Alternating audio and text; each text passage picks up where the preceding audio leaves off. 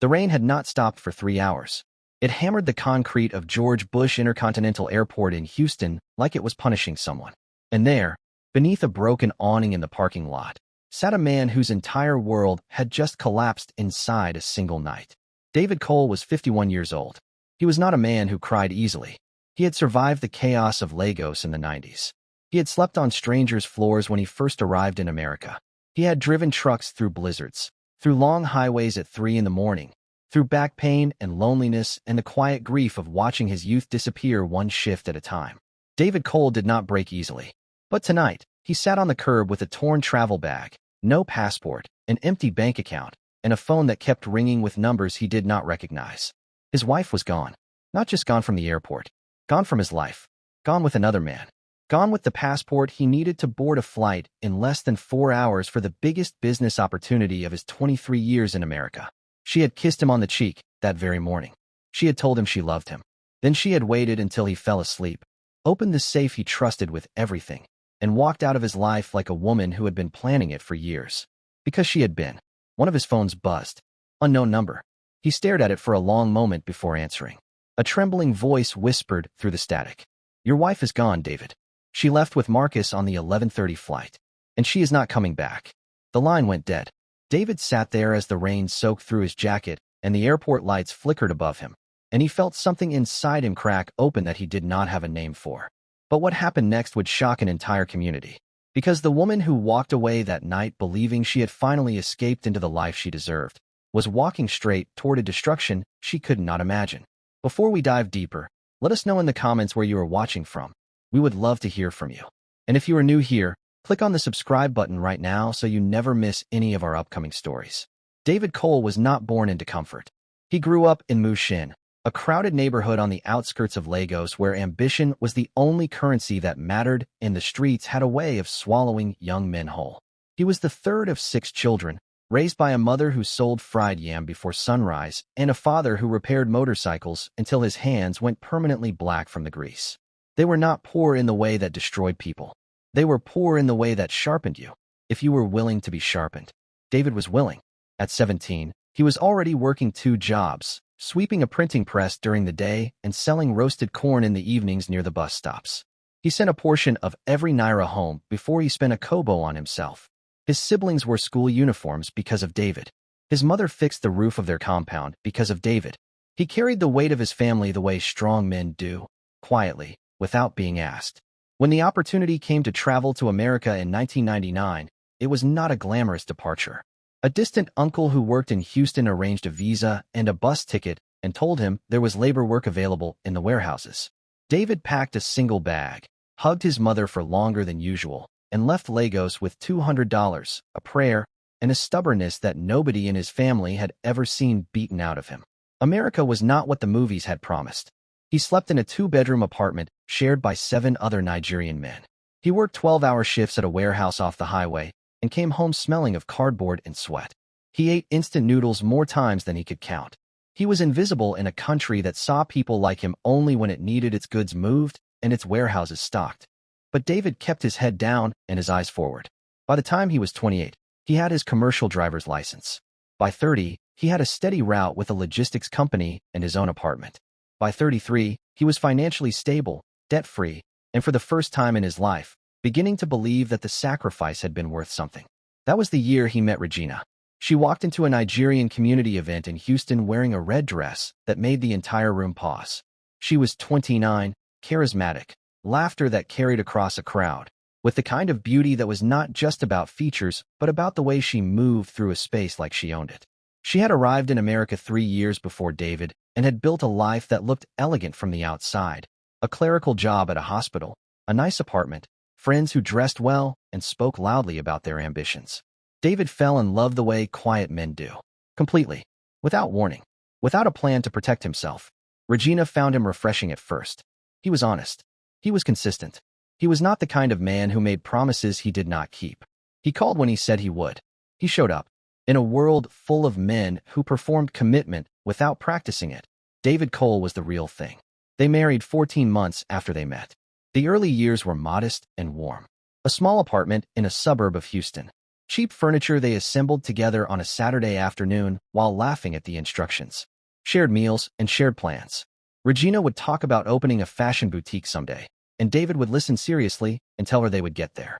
He meant it. Their daughter, Adiz, was born 2 years into the marriage. Their son, Emeka, followed 3 years after that. David threw himself into fatherhood the way he had thrown himself into everything else in his life, completely, without complaint. He worked overtime. He skipped vacations. He drove longer routes on weekends. He was the kind of father whose children never went without, even when it cost him. But Regina was changing. It happened slowly, the way fog moves. You do not notice it until visibility is already gone. Her friends began marrying men who owned businesses, drove foreign cars, holidayed in Dubai. Social media arrived, and with it a window into lives that looked infinitely more glamorous than hers.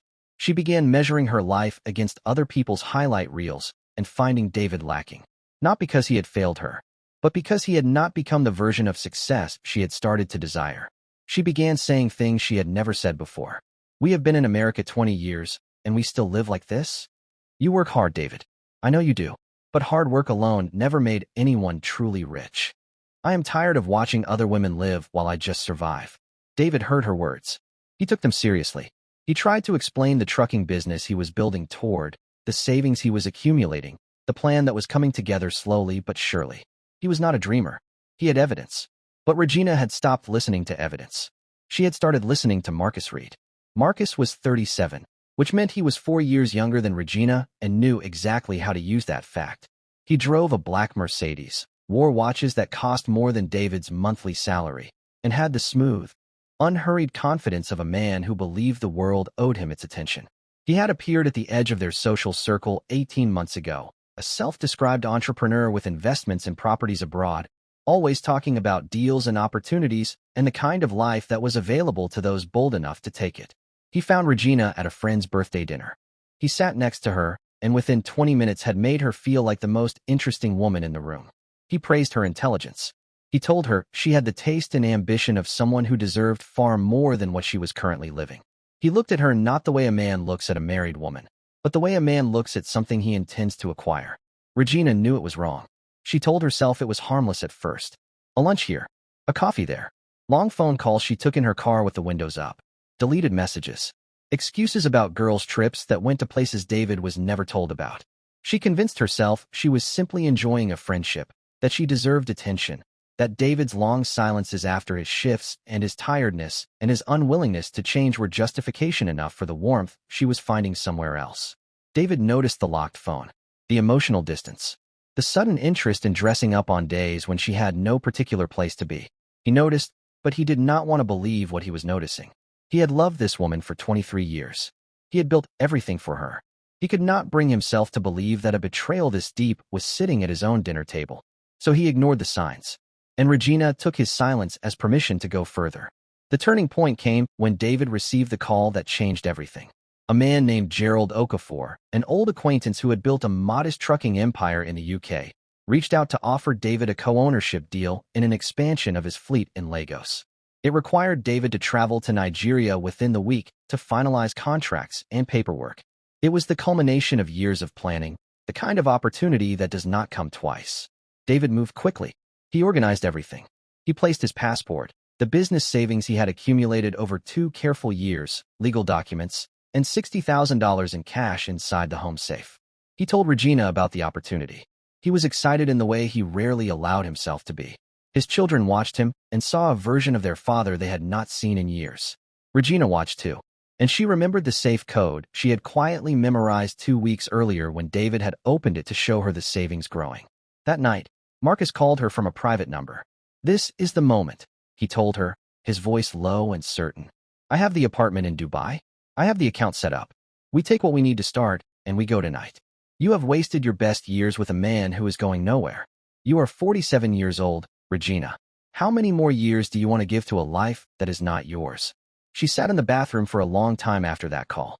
She looked at herself in the mirror, and she made a decision that no mirror would ever be able to take back.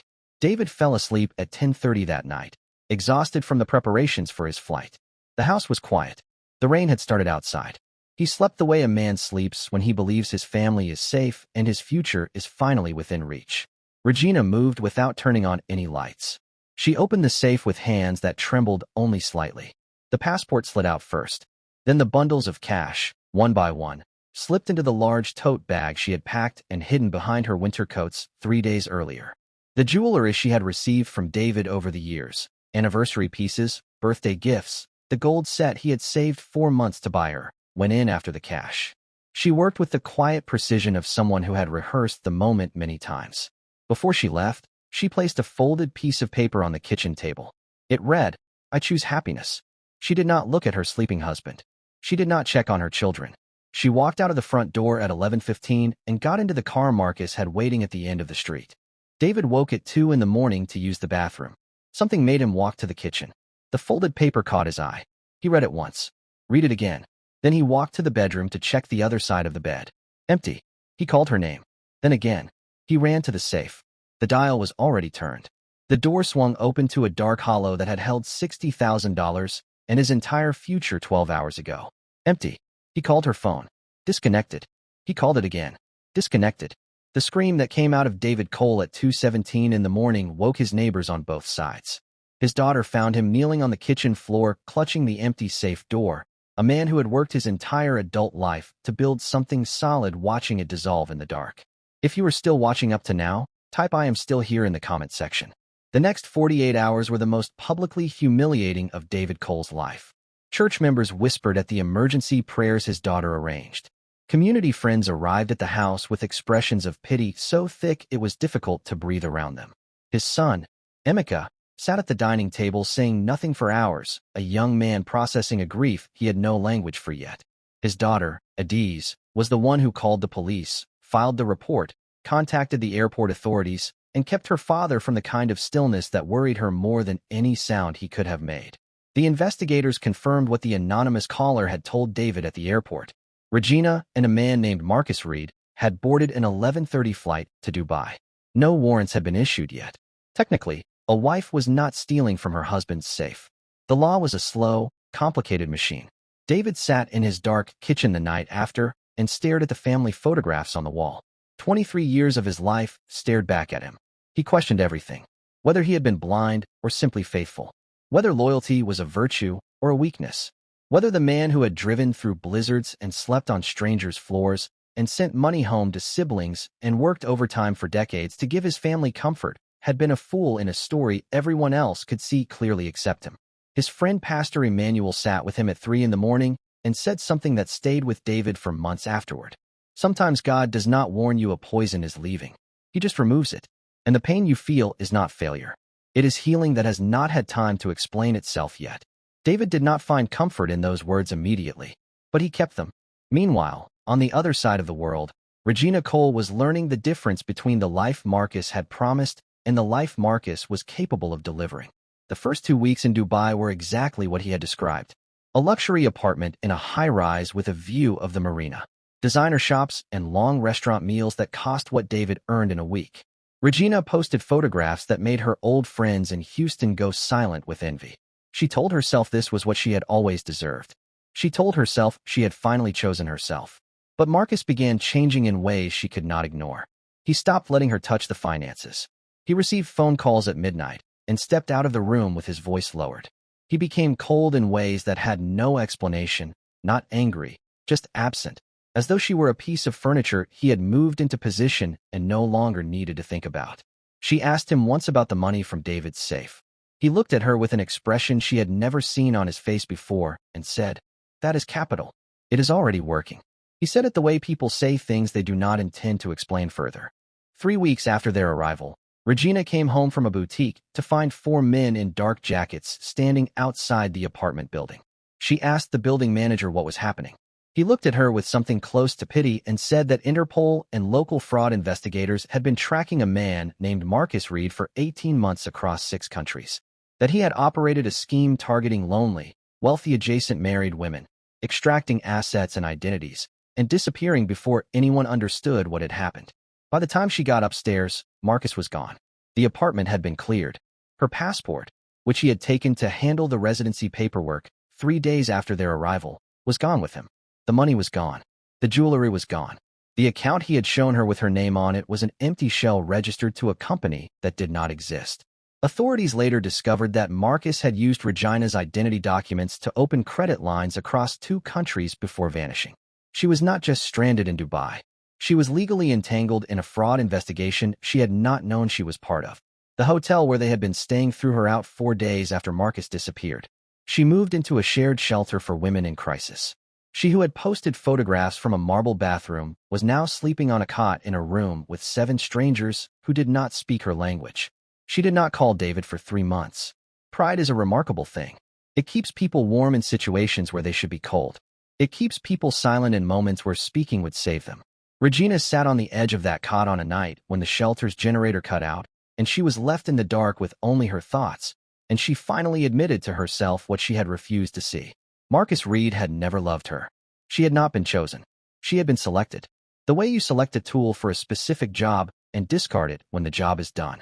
She had destroyed a faithful man's life, stolen from her own children's future, humiliated herself in front of an entire community, and handed everything she had to a predator who had identified her hunger and fed it exactly what she needed to hear until she walked herself into a trap she had built with her own choices. She found a cracked phone at the shelter. She charged it with borrowed electricity. She dialed David's number. It rang 4 times, and then his voice came through. David. Her voice broke before she could say anything else. The silence on the other end lasted a long time. Regina. 1 word. Flat. Not cold exactly. Just exhausted in a way that was worse than cold. I have nothing, she said. I have nothing left. David, I need help. I am begging you. He did not speak for so long she thought the line had dropped. Then he said, Where are you? She told him everything. The shelter. The investigation. The seized documents. The cot in the room with 7 strangers. She told him about Marcus and the fraud and the identity theft and the way the dream had collapsed within a month of her arrival. She told him about the hotel lobby where she had sat with her one remaining bag wondering if she would die in a foreign country without anyone who knew her name. She told him she was sorry. The word came out of her ugly and unpolished, the way real apologies do when they are no longer about being forgiven, but simply about finally telling the truth. David sat in the kitchen where he had found the empty safe 8 months earlier. He thought about his daughter sleeping upstairs, who had held the family together while her mother was posting photographs from a Dubai marina. He thought about his son, who had stopped mentioning his mother's name as though silence was the only dignified option. He thought about the $60,000 and the passport and the business opportunity that had passed without him, about Gerald Okafor, who had restructured the deal with another partner and moved on. He thought about the man he had been for 23 years, patient, faithful, willing to wait, and he made a decision that surprised even himself. He called Adiz into the kitchen and told her what was happening. His daughter listened without interrupting. When he finished, she looked at her father for a long time. Dad, she said, whatever you decide, we support you. But you do not owe her restoration. You owe her only what your own conscience can live with. David nodded slowly. He spent the next 2 weeks working with an immigration attorney in the Nigerian consulate to help arrange Regina's emergency travel documents and her return flight. He did not communicate with her directly during that time. He did not tell her he had forgiven her. He did not promise her anything. He simply made sure she would not die in a shelter in a foreign country. Because that was who David Cole was. Regina arrived at Houston Airport on a Tuesday morning looking like a woman who had aged 10 years inside 12 months. The elegance was gone. The confidence was gone. What was left was a woman carrying the full weight of her own decisions in every line of her face and every step she took. David was there. He stood at the arrival's exit with his hands in his jacket pockets. He did not smile. He did not open his arms. He simply waited until she was standing in front of him, small and ashamed in a way that made his chest ache despite everything. And then he said something quietly, the way he said most things. I forgive you, Regina. Not for your sake. For mine. Because I refuse to carry what you chose to do to me for the rest of my life. She began to cry. He took a small step back. But trust is not forgiveness. Trust is something you buried yourself. And I cannot live in a house where that grave is. He arranged for her to stay temporarily at a church-run transitional home. He made sure she had access to legal counsel for the fraud investigation. He covered what small costs he could without compromising his children. And then he filed for divorce on a Wednesday morning with the same quiet, deliberate energy with which he had done everything in his life. The community watched. Some people criticized him for not taking her back. Others praised him for helping her at all. David did not speak publicly about any of it. He had never needed an audience for his decency. Adiz and Emeka rebuilt slowly around their father. Sunday dinners returned. Laughter came back to the house in small quantities at first, then in larger ones. David picked up the threads of his trucking business and found that Gerald Okafor, upon hearing the full story, had called to offer a restructured version of the original opportunity. Smaller than before, but real.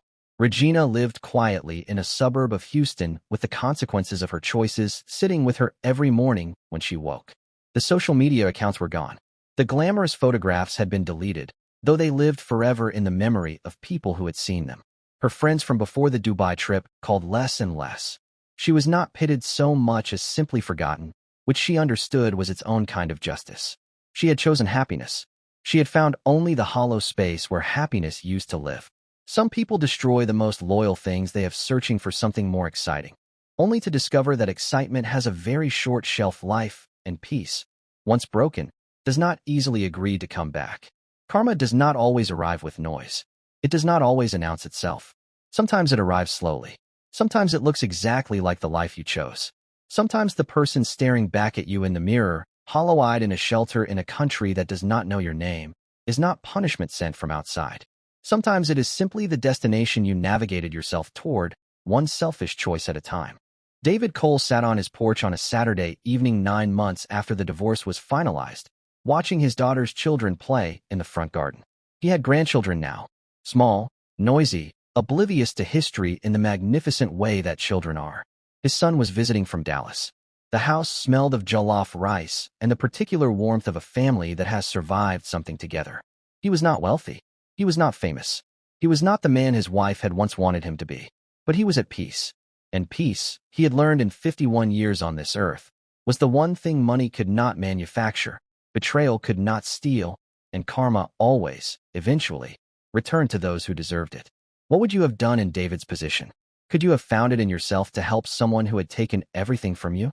Do you think Regina deserved a second chance? Or had she used up every grace she had been given? Drop your thoughts in the comments below. We read every single one. And if this story moved you, please like this video right now. It helps more people find these stories. Subscribe to our channel so you never miss what comes next. Because our next story is about a wealthy chief who abandoned his entire family for power and prestige, only to lose everything he had built in a single night. A story about pride, consequences, and the children who had to choose between loyalty and truth. That story is coming very soon. Subscribe now, so you are not the one asking where you can find it.